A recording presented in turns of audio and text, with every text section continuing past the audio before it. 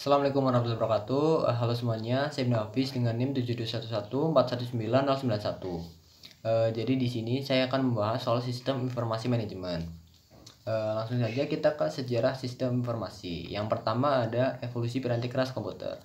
Jadi komputer yang kita gunakan saat ini itu berawal dari sebuah mesin yang disebut sebagai Electronic Numerical Integrator and Calculator atau disingkat sebagai ENIAC. Jadi mesin ini itu dikembangkan pada tahun 1946.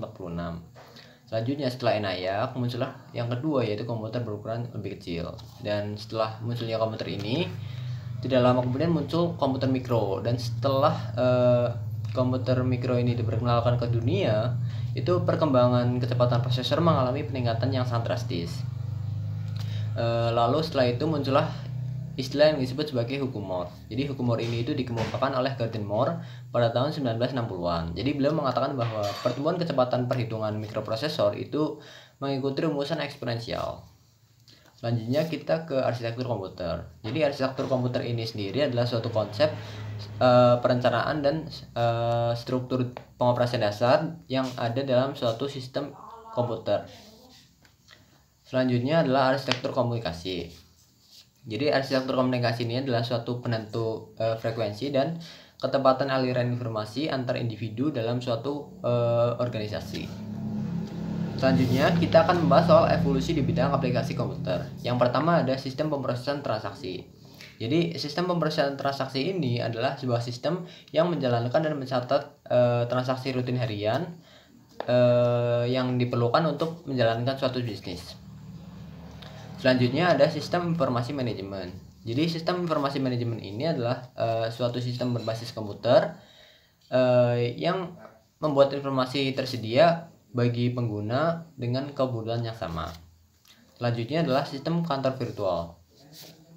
Jadi sistem kantor virtual ini pada dasarnya adalah aktivitas kantor yang tidak tergantung pada lokasi fisik tertentu, sama seperti kuliah online kita saat ini. Selanjutnya adalah sistem pendukung pengambilan keputusan. Jadi sistem pendukung pengambilan keputusan ini adalah suatu sistem yang membantu seorang manajer dalam menghadapi masalah yang dihadapi oleh perusahaan mereka.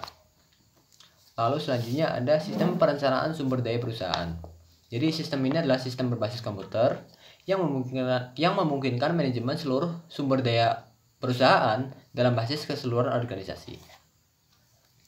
Lalu selanjutnya adalah pengguna sistem informasi. Jadi yang menggunakan sistem informasi adalah karyawan administrasi di bidang akuntansi. Lalu bagaimana dengan manajer sebagai pengguna sistem informasi? Jadi manajer itu kan individu ya. Jadi otomatis manajer ini memiliki kebutuhan informasi yang beragam juga. Makanya manajer juga menggunakan sistem informasi. Dan ngomongin soal manajer, kita akan membahas soal tingkat-tingkat manajer.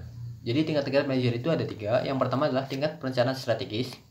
Jadi di sini itu mereka membuat keputusan yang mempengaruhi seluruh organisasi.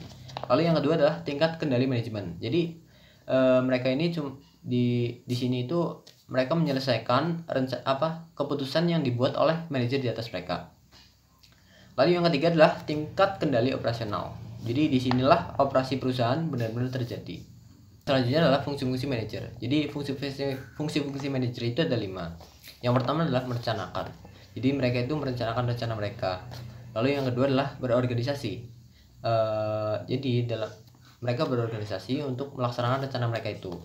Lalu yang ketiga adalah mengisi. Jadi mereka mengisi organisasi mereka dengan sumber daya yang dibutuhkan. Lalu yang keempat adalah mengarahkan. Jadi mereka mengarahkan sumber daya itu supaya mereka bisa melaksanakan rencana mereka.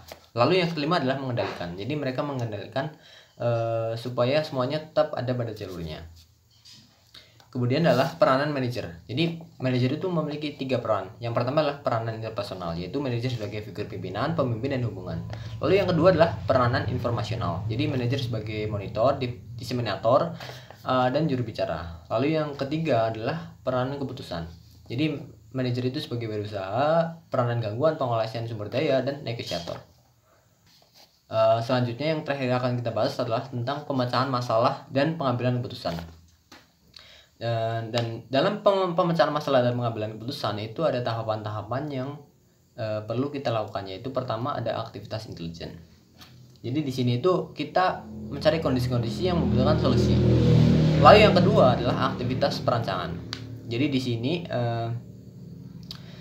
kita menentukan, menganalisa atau mengembangkan tindakan-tindakan mana yang bisa diambil dalam menyelesaikan masalah. Lalu yang ketiga adalah aktivitas pemilihan. Jadi kita memilih dari semua kemungkinan tindakan-tindakan itu mana yang terbaik untuk perusahaan. Lalu yang kelima, yang keempat itu kita melakukan peninjauan, aktivitas peninjauan. Jadi setelah solusinya didapat, itu kan jadi informasi, itu kan jadi solusi. Lalu kita melakukan peninjauan ulang. Kita meninjau tindakan yang kita ambil dengan kejadian serupa di masa lalu. Udah itu aja dari saya. Terima kasih. Wassalamualaikum warahmatullahi wabarakatuh.